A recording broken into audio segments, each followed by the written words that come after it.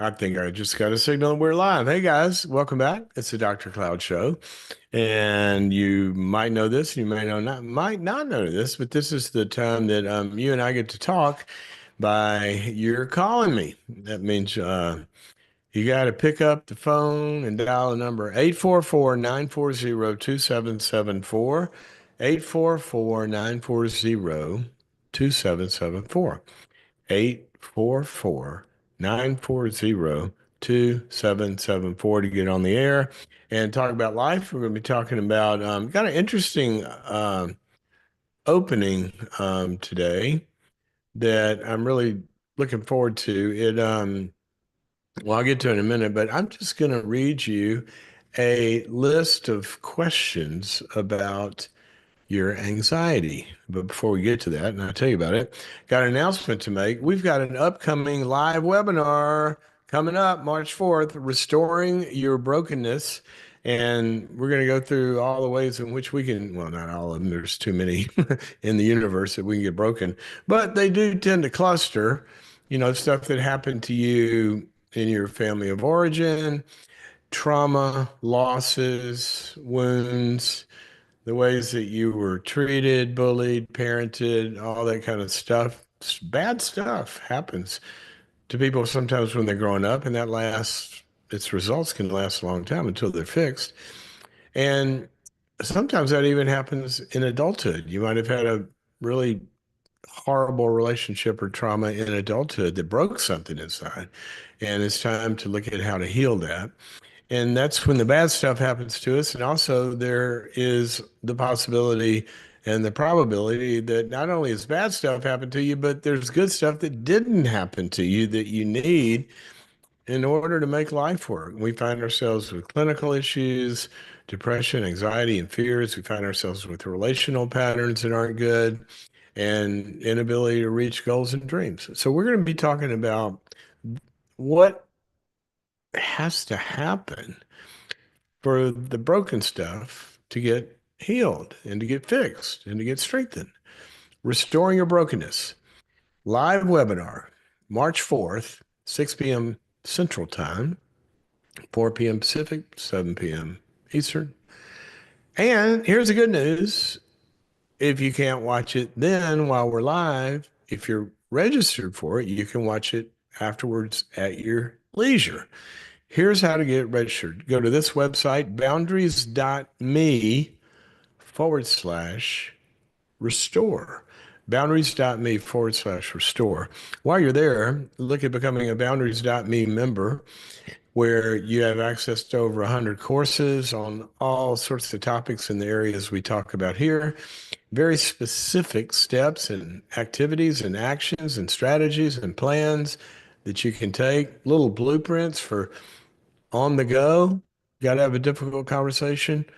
Pull it up, look at the things, go have the conversation better than you did before. Looking at all sorts of stuff right at your fingertips. Tips. Go to boundaries.me to become a member. And also, if you're a plus member, that means you get access to all the live webinars that we do and also all the ones in the past. Great fun. Join the tribe. Boundaries.me. Okay. So I had an interesting thing happen a handful of years ago.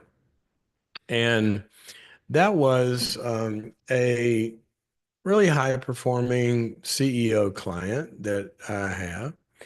Um, actually asked me, he was asking about his anxiety. He said, I got some anxiety. And what what should I do to find out like where that's coming from? And I thought, well, let me think about that for a second and I'll get back to you. And so I started thinking about it. And I thought, probably be helpful to give him a little list of good questions to ask yourself to go from this global kind of anxiety feeling to making it something you could actually go address. You know, we cure things from first feeling the symptom to going and feeling and looking at the cause. And then we look at the cause and then we do something about the cause of it. So it's going to be a little different segment here today, as uh, many times, excuse me, something's coming through the vents here. Um, many times we're just sort of stuck in the midst of the feeling of anxiety. So this is going to be different. I'm just going to read you questions. I might comment here and there, but I'm not going to give you a lot of download of content about these. But these are questions to ask yourself. Okay. Are you ready? Let's go through these. Are there identifiable external stressors that are unusual or different at this moment in some way? In other words, sometimes anxiety is not chronic, it's coming from a specific stressor. Name what those are so you can get objective about going and dealing with them. Number two, are any of these stressors tied to key relationships that have a particular meaning for you, either personally or professionally? A lot of times we have a situation and we're anxious about that, but when we get below it, it's not really doing a contract that's difficult, or doing a project that's difficult, or going and joining this committee at church. Or the, what's difficult is there's somebody attached to that that really, really causes me stress or has particular meaning in my life. And then ask the question, what is the meaning that they have to you? What's actually in danger? What's threatened? What's scary about them or about dealing with them? Name what that is. Sometimes, well, I'm afraid of their rejection. Okay, well, name that. And then you can go at looking at, well, what would that rejection mean? What do I need to do to avoid that or not fear it anymore, et cetera, et cetera. Here's the next one. What is what if your anxiety is coming just from the sheer quantity of stuff? You're overloaded, you're overstressed. There's got to be some pruning versus qualitative stress. And that means there may not be too much. It's just one or two of these things have particular meaning attached to it, like I said before, or a relationship attached to it.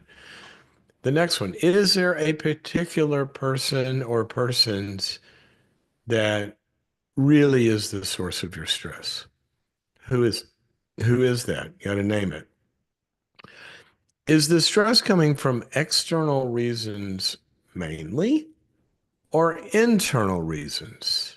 Pressure from the inside or conflicts from the inside versus outside.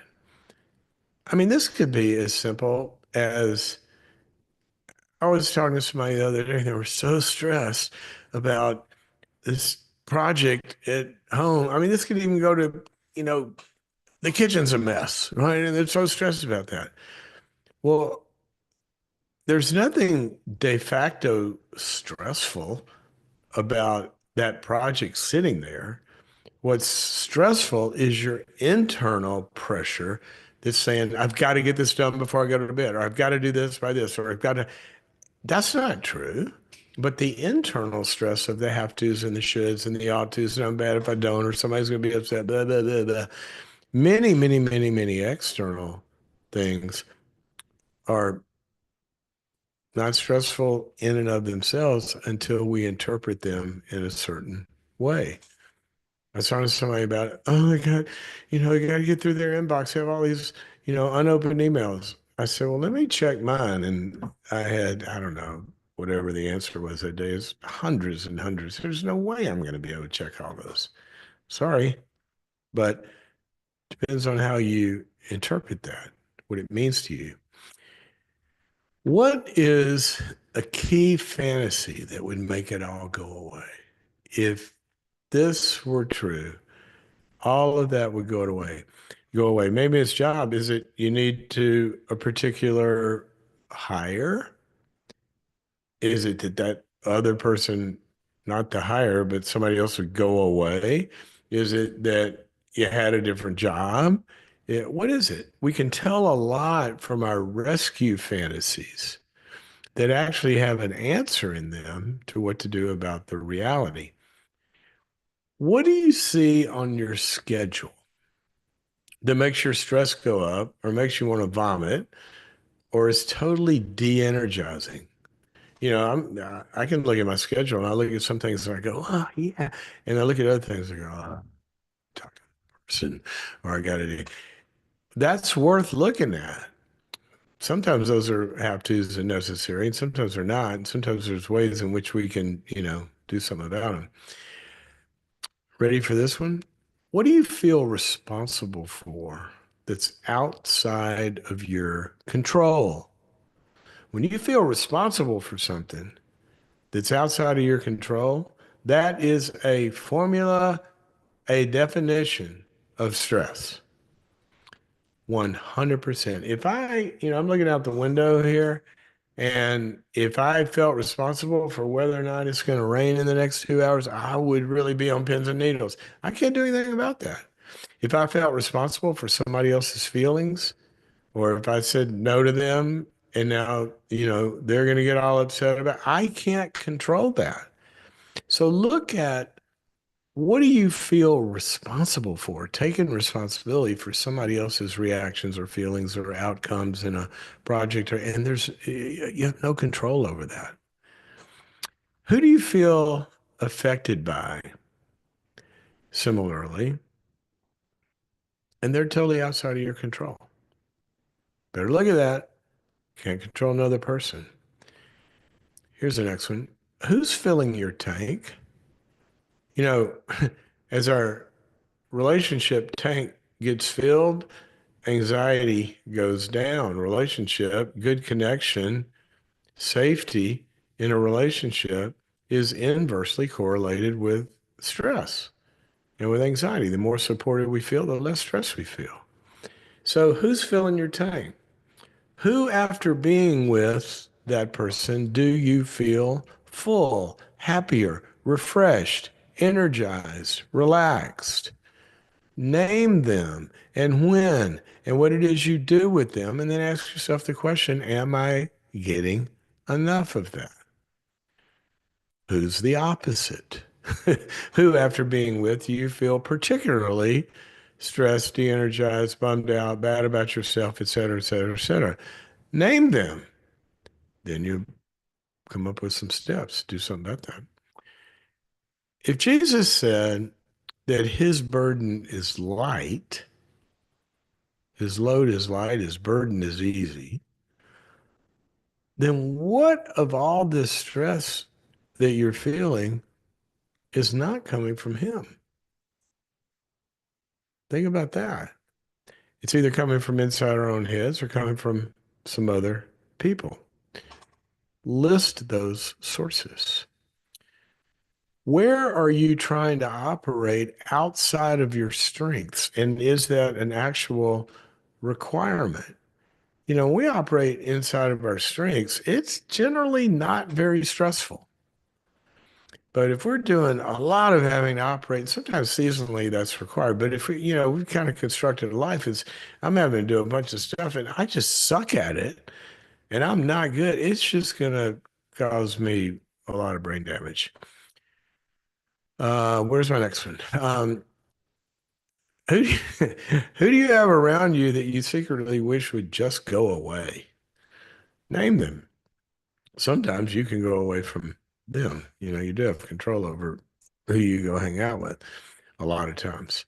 Sometimes you don't, and then there's other strategies, but you need to figure out who that is.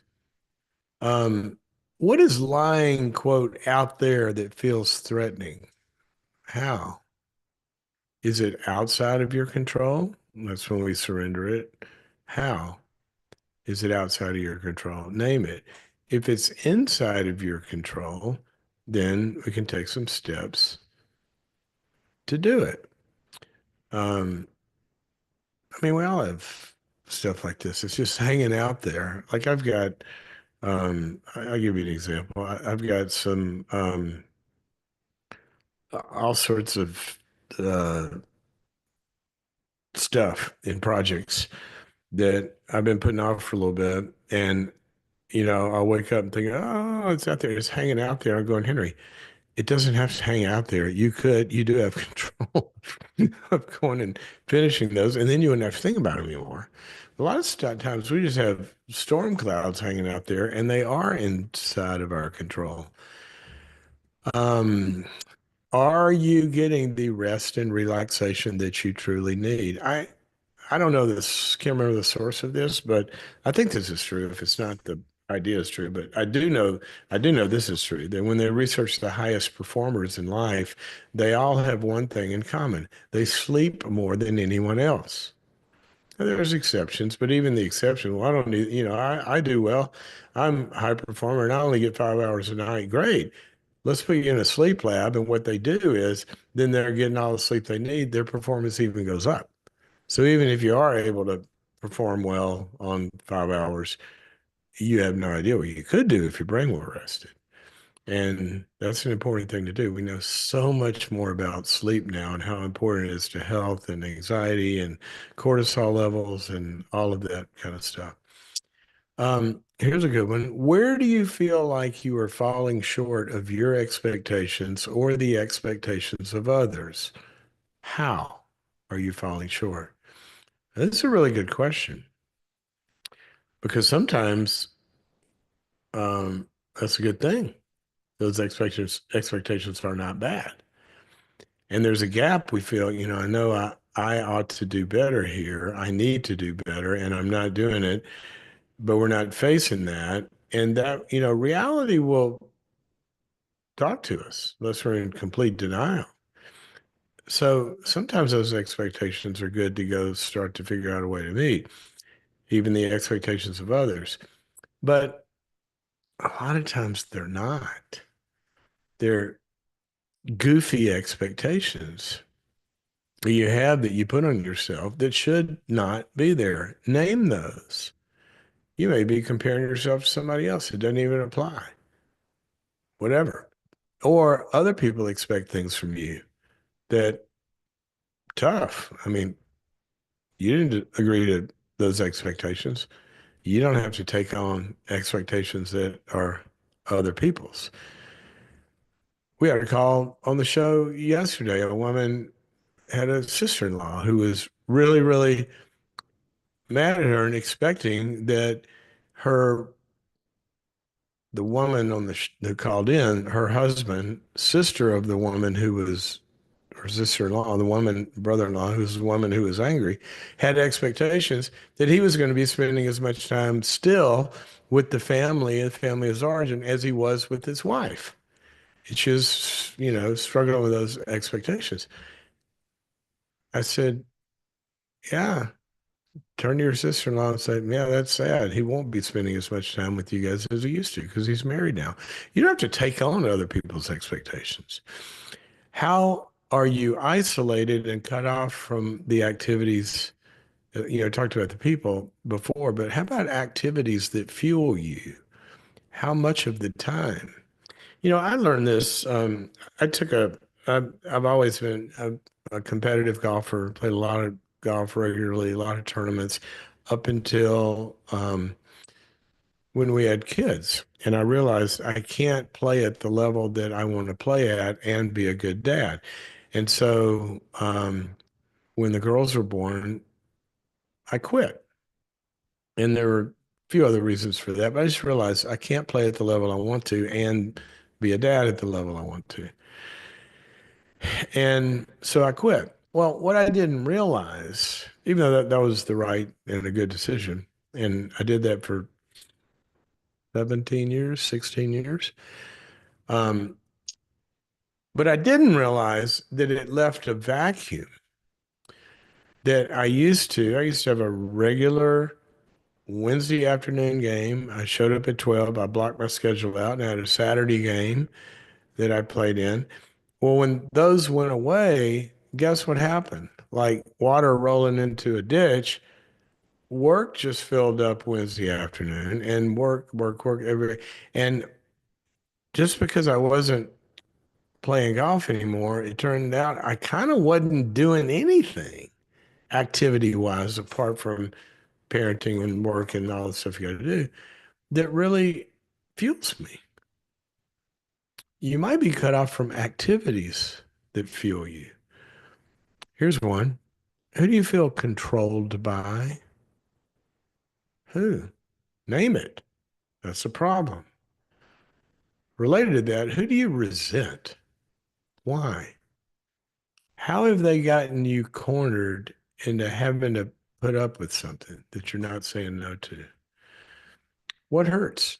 The anxiety comes sometimes from unresolved hurt and trauma. What makes you sad to think about or talk about? And who are you talking about it to? Sometimes we're talking to the wrong person, it makes it worse, but we need to be talking to somebody about it to make it better. And then one last one. What are you currently going through that triggers old pain or trauma or anxiety? What are you being reminded of? This is sort of, PTSD and a cousin of PTSD where we just, there's unresolved stuff that's still in us that it would be really, really good to look at and deal with. Okay, there's some questions for you. I hope I've added to your day by making you look at some stuff.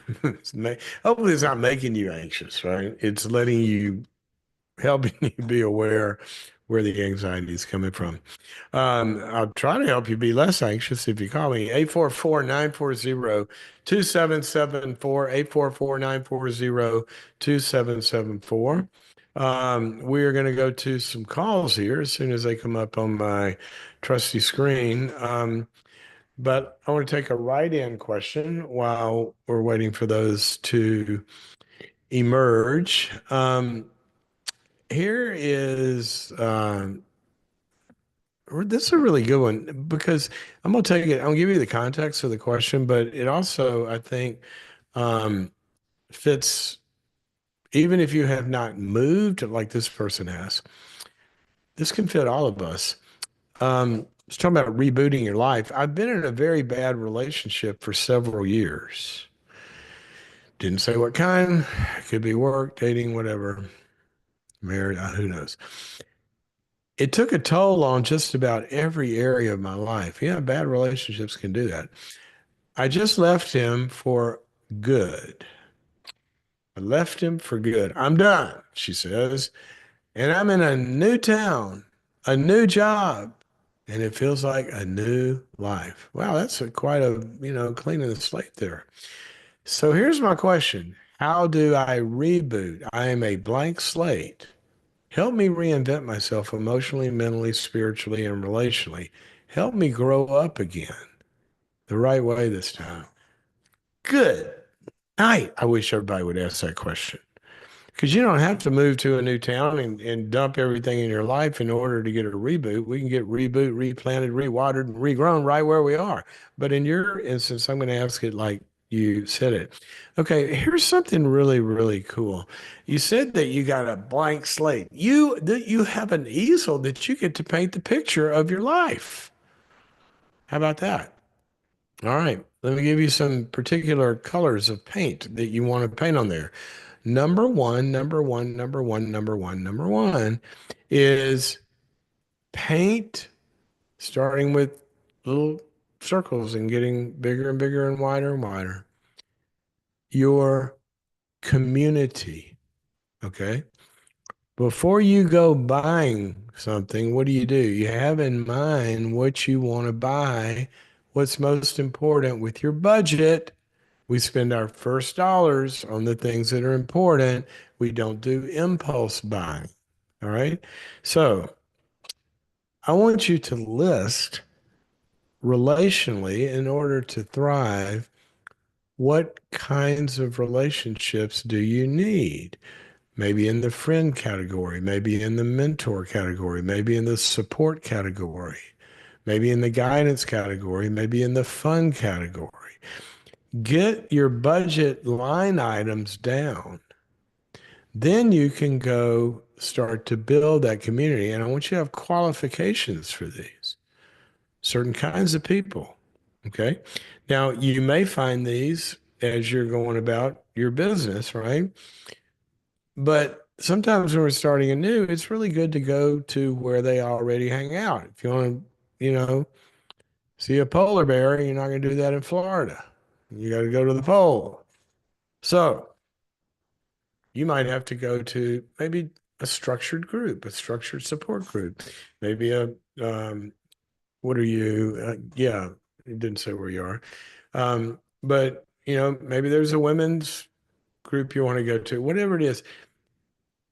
You don't always have to create community by yourself. Sometimes people are hanging out signs and shingles and invitations and saying, hey, every Wednesday night we meet here or whatever. So I would look at that. Number one, relationship. Secondly, the structure. I think you've got to make a strategy and a structure and times and things that exist in your calendar. Just like I said about um, my fun activities, I had to put it in the calendar. It had to be regular. Some people other things. There's a structure to it. They work out every morning or whatever it is. Spiritually, I have a structure to what I try to do to build my spiritual life. It happens at a time and a place. So what structure do you need to build this life? The word structure comes from a root word that means to build something. We put a lattice up so plants can grow according to the structure that will get them growing in the direction they need. So I want you to think about what structure does your life need in order to do this? Thirdly, a little time for audit and evaluation. You've come out of a bad season, long season, and I want you to reflect on that and what was present there that you don't want present in your new life, and what were the internal issues that were enabling that to happen. Fourthly, what's the path going to be to change what you find there? In other words, there may be a specific cause of that. You've who knows what it was, but there was maybe a specific theme of he had a lack of boundaries. Well, you got to have a path to change that. Go join a boundaries group or a codependency group or see a therapist or whatever. And then lastly, there may be some healing that needs to take place.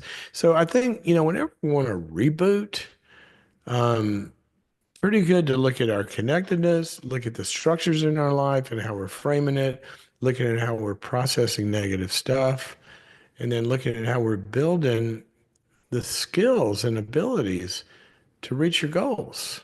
So there's a few things about rebooting. I love the concept of rebooting. That's something we all need to do. You got to reboot your computer every now and then. Your computer gets clogged up? There used to be on Windows, there used to be an old program. I loved it called defrag because computers leave parts of programs all over the hard drive and defrag, I guess, or maybe this happens automatically now. I'd have to ask my brains on the team. But your disk gets scattered, and every now and then you'd have to run defrag, and it would put everything in its proper place. Well, what else does that is rebooting the computer. How many times you fixed a problem with your phone or your computer by just turning it off and turning it back on? Because then it gets rebooted into a proper path. Well, that's what we're talking about. We can all use that. Okay, let's go to Deborah, who's calling us from Montana. Beautiful, big old sky state up there. Um, I always heard about that, and then I went. I'm like, oh my gosh, look at the sky. Changing your role in your family. How can I be empathetic and not codependent with my sister and my parents? Yeah. Hmm. Well, you can be empathetic by just listening and understanding and not feeling the pressure to do anything. Once you listen and understand, say, gosh, that's hard, but then don't take the next step to have to fix it, then that kind of covers us. I've taken on the role of family rescuer. Oh, I hope you're getting paid well for that. The problem is if I'm not there for them and I don't know what they do, how can I reframe how much I'm rescuing to get a healthier, more balanced relationship? What do you mean you don't know what they do, Deborah? Talk to me. Hello, can you hear me? I can hear you. I mean, I hear Thank you you for right taking my now call. because you're not running off to rescue somebody. Yes, That was an attempt at humor. I'm It's okay to laugh. Well, I'm tell me nervous. I've about this. never done a call-in show. Um, See, well, who says people can't change? How about that? um, yeah, I think my family is really mad at me. I feel like they're really mad at me because I am not rescuing them, and they've they've had some intense things happen in the last couple of years, and Helping or I was just rescuing? well, I, I mean, you can help me define this. I feel like it's rescuing because I'm the oldest of three kids, and I was in charge of a lot. My dad Deborah, I'm was, going to interrupt you for a second. Are you a long way from the phone or the mic? oh, here, I'll take the speakerphone off. Is that better? Yeah, if you can speak directly into it, I think we can hear you better. Okay. Yeah, so I'm sorry. I was saying, You're one of three you kids? asked. Okay, yes. And I was the oldest, and my dad was an alcoholic. I had a lot of responsibility. And so I think my mom and my sister, just because my sister was the baby of the family, there was just a lot put on me. How And old are so you and that, how old are your siblings? I'm 57. My sister's 52. My brother's I think he's 55. Okay. And your sister's how old?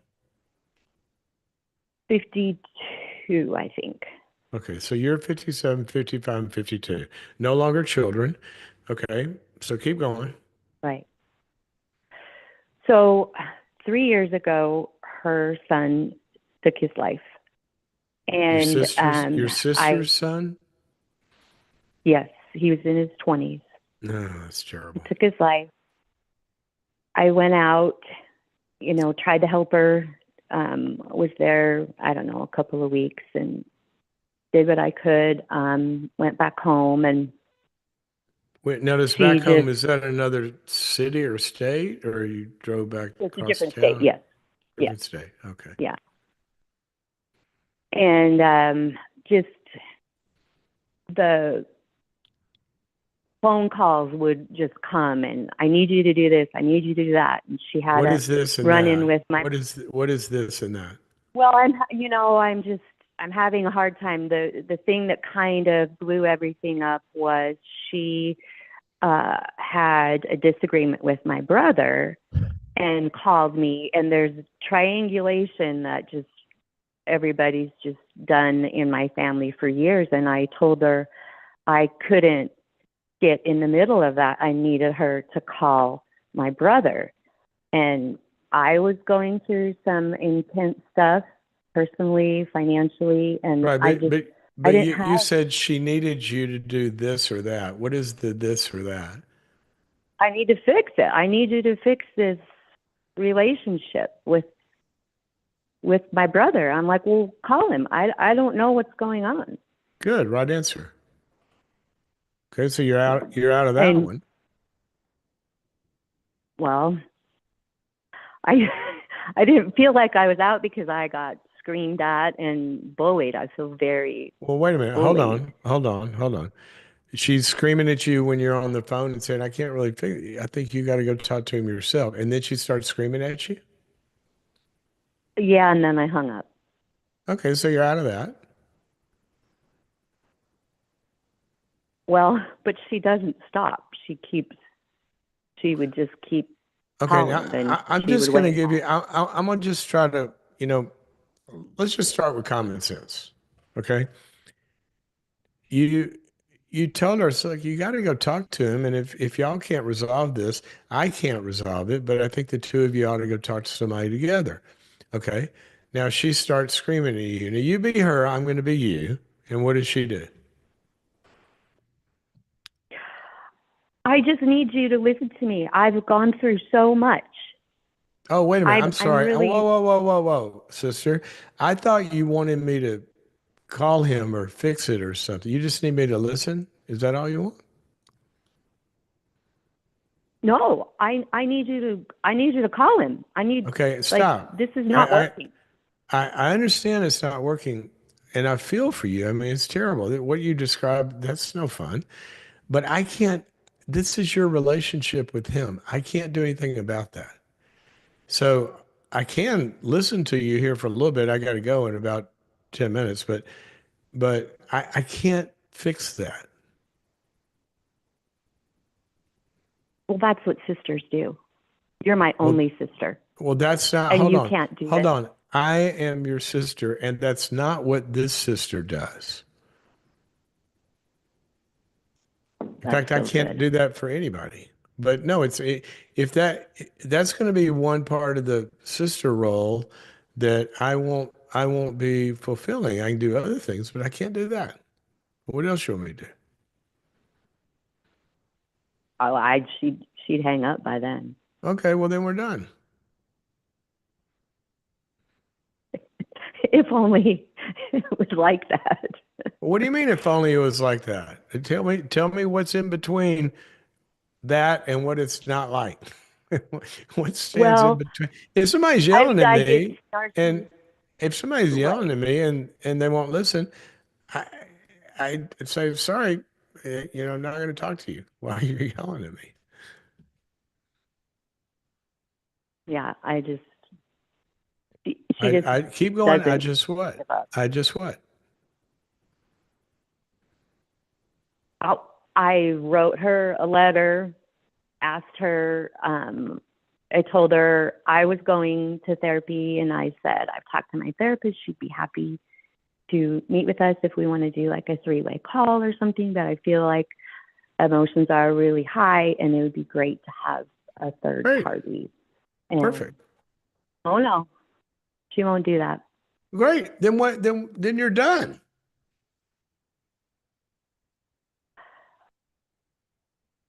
Yeah. I mean, it's not it's not that easy. Then she tells my parents, and now my parents are calling me wondering what's going on. Okay, then And I let's talk just, to your parent. Let's talk to your parents. You be the parents. Call me. I'm Deborah. I tried, I did that, and I No, no, no, actually no. could I hear haven't. resolving. I haven't tried. I want to experience it. I want to see what these parents Oh, do. okay. So you're the parents. I'm Deborah. Okay. Now you call me. Well, I'll be, yeah. So what's going on with you and Kim? I don't even know what's going on with you and Kim and your Um, sister. it's I don't know. Do you have something specific in mind? Um, she's having a really hard time, and you're not contacting her. Well, you know what? Um, I don't know what Kim's told you. You know, I don't know. I know she's having a hard time. Um, is she's talked to you about this already? Yeah. What is she saying? Yep. She's just really mad at you because you won't talk to her. Yeah. Okay, then tell her to call me.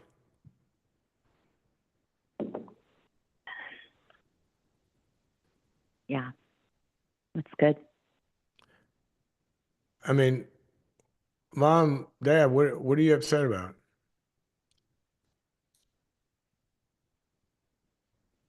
I think just the relationship, they want everybody to get along, but Well, hold no on, one hold in on. my family. I would love to have a good relationship with Mary. Um, but if all she told you is that I won't talk to her, then I would suggest that um, you try to get more information about that. And if you're still dissatisfied, then let's get the three of us on the phone together. And I'll be very clear with you as I was with her. Mm, yeah, that's good. I'm just not going to go into specifics, and justifying this. Look, yeah, she and I have a conflict, and if she wants to resolve that with me, I've told her, I'm open to it. But generally, when two people can't do that, to get a third one involved in a, you know, apart from the rest of it, you're not going to understand everything that's going on without the three of us talking together. Mhm. But if you want to do that, I'll be glad to do it. Anything else you need, Mom? Mhm. Okay, Deborah, I'm, No, yes.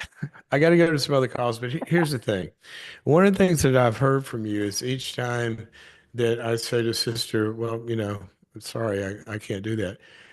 Immediately you'll go to, but then she will.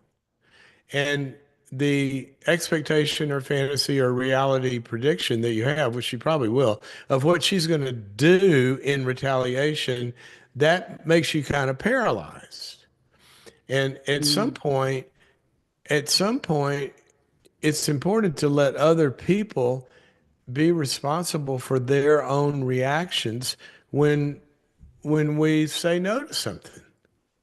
If they don't like it, one of my favorite verses, Proverbs 19:19 says that if you rescue an angry person, you'll only have to do it again tomorrow.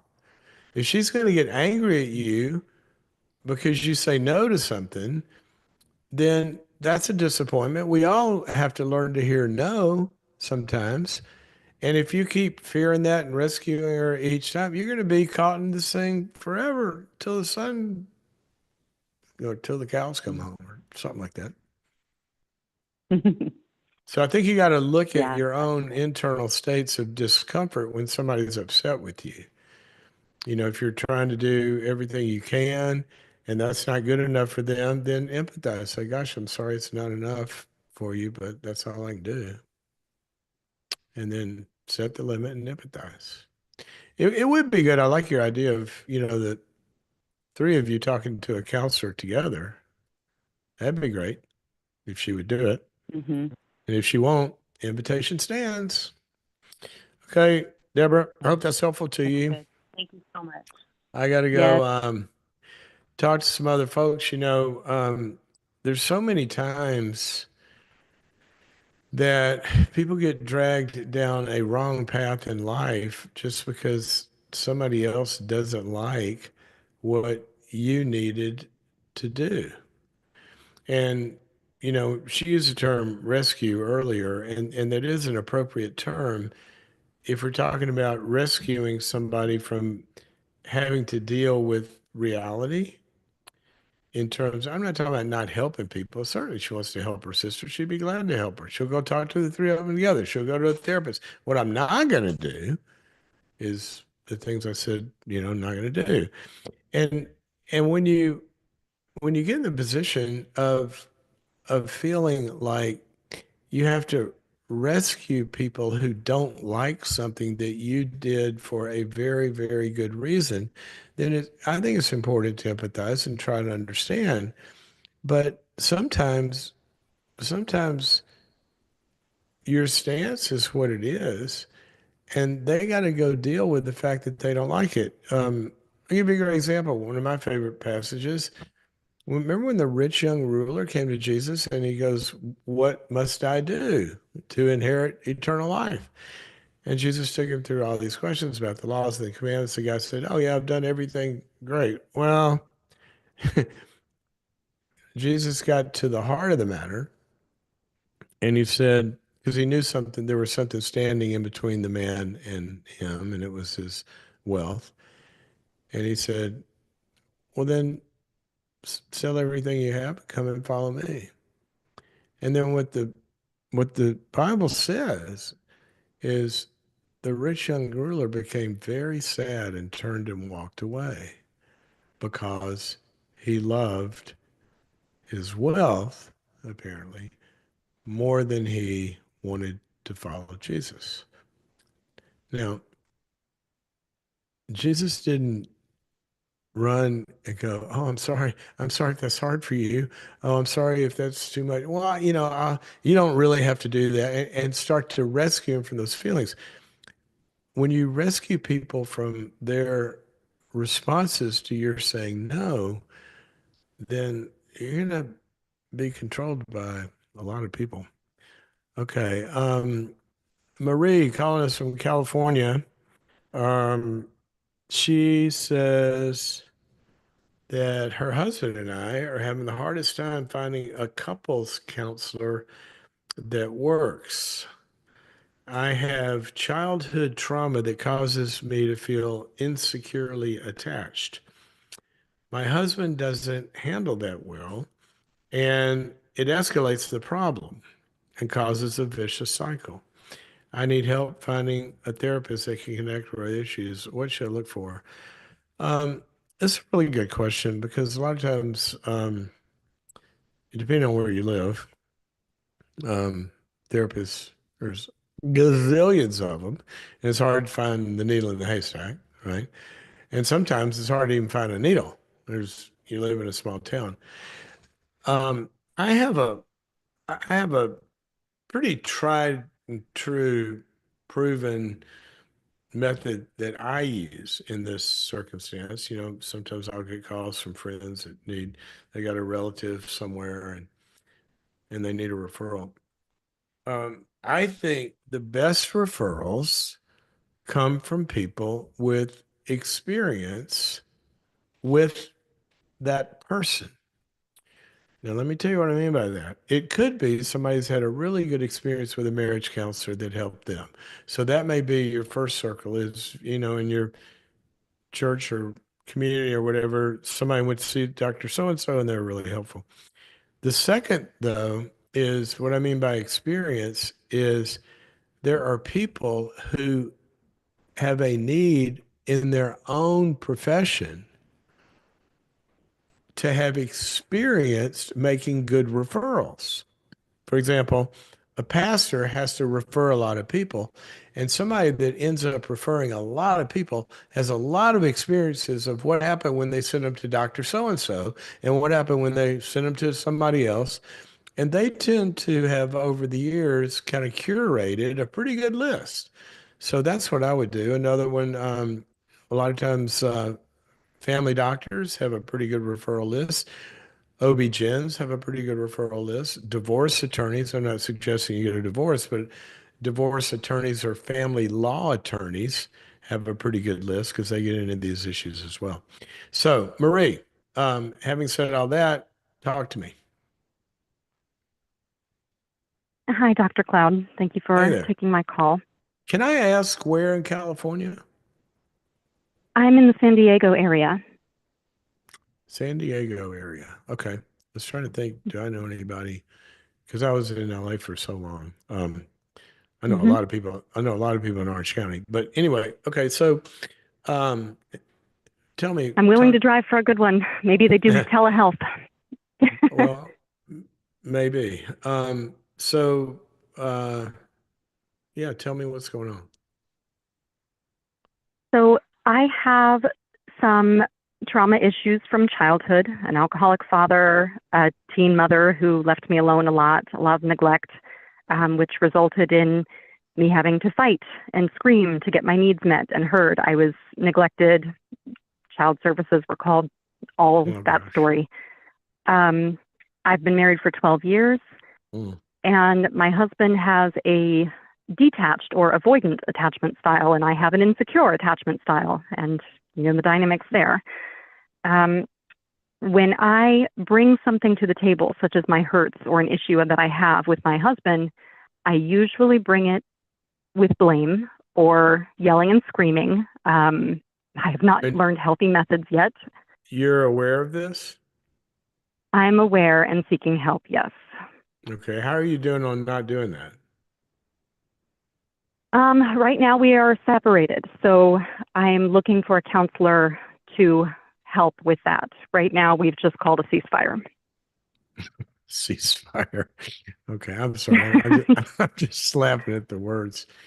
It's not fun to be in. I know that. Okay, so you guys are separate, and he's open to going um, to marriage counseling with you, I believe so. but you haven't tried it yet. We have not hammered one down yet. I'm still looking, Oh, as okay. is he. Okay. Well, I would go the route of what I said earlier. I'd really talk to some people that have experience making referrals in your area because it's very likely they've got two or three really good ones on their speed dial.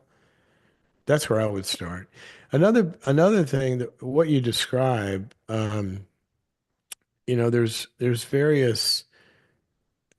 various kind of orientations, but some people you can look on their websites actually, some therapists like emotionally focused marriage therapy is one example of something you might want to look for because what it does is it kind of focuses on that kind of stuff. And nowadays, therapists with their websites, a lot of them really talk about it and, particular training emphases that they've had.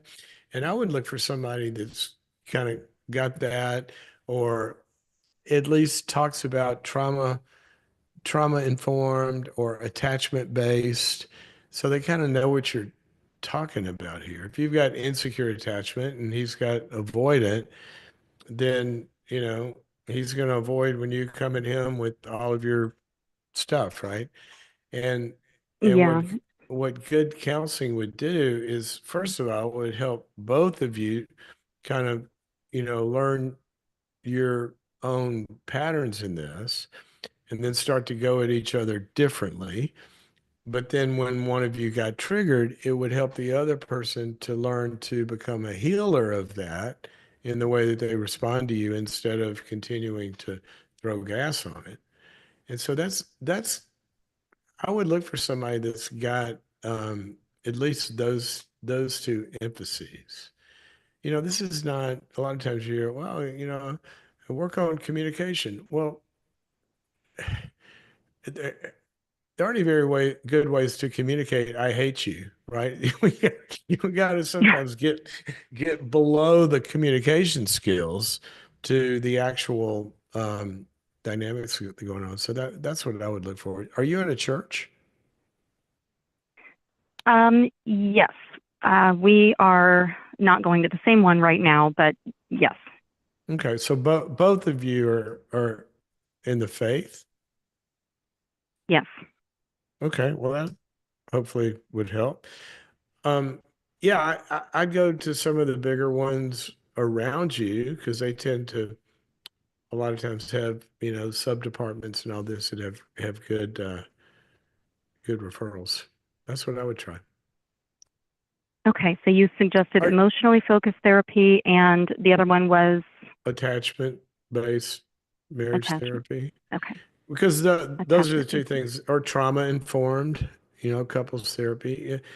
And somebody doesn't, you know, any good marriage counselor should really be aware of all of that, but sometimes people make a special focus on it, and I'm just saying you might be able to find that from their descriptions. I think the hardest issue I have had is many counselors have tried, we've tried 3 in 12 years. They have tried formulas rather than getting at the heart. And Formulas. really change comes What would be an example of a formula? conflict resolution printout sheet. So we take a sheet of paper and okay, now you validate, and now it's their turn to listen. Now you don't interrupt, and that's fine, but it does little to change the heart. Yeah, structures sometimes are really important. We all need guidelines of how to do this. But what's got to happen in the therapy itself is in good marriage therapy, you start to have a different experience with each other in that room. And that's what a good marriage therapist can do is help you guys experience in that incubator a different kind of connection and healing experience that you can take outside. And the formulas can be helpful and great, but like I'm agreeing with you that you need somebody that's gonna get the two of you connecting from your hearts in the ways that you need to connect that are gonna create some glue. And right now, the Hmm. conflict is blowing up the glue. Yeah. So I'm with you. Okay, I hope that's helpful. I think we've got your email address. I'm gonna gift you a subscription to the boundaries.me plus um, site. I'm sorry, Oh, a boundaries.me plus member of the boundaries.me site. Anybody else can go look that up. And thank you so much. yeah, because on there, we've got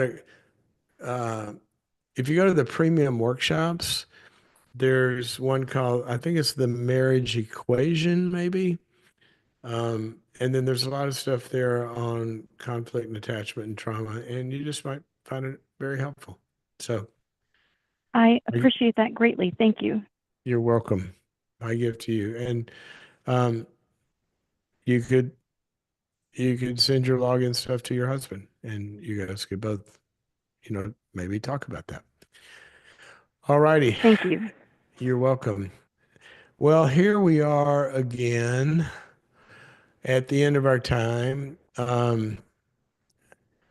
Sometimes I wish I could just stay here all day and talk to you guys. You have such good, you know, issues that help all of us. Thank you for sharing them, Deborah, Marie. And I'm going to remind the rest of us that there's something we all can share in. That's our upcoming webinar called Restoring Your Brokenness, happening on March the 4th. And that is going to be at 4 p.m. Pacific, 6 p.m. Central, called Restoring Your Brokenness, where we're going to talk about the ways that we get better in the areas we're broken in, trauma and loss and dysfunctional growing up years, and the patterns you learned and that lead into stress and anxiety and broken relationships and all of that. We're going to look at what we got to do to get better. Restoring Your Brokenness, March 4th, 4 p.m. Pacific, 6 p.m. Central. And you got to register to log on. And if you can't be there then and you're registered, you can watch it later. Go to this website, boundaries.me/restore to be able to join us here. We'll have some live Q&A too. Okay, guys, been great to be with you. See you next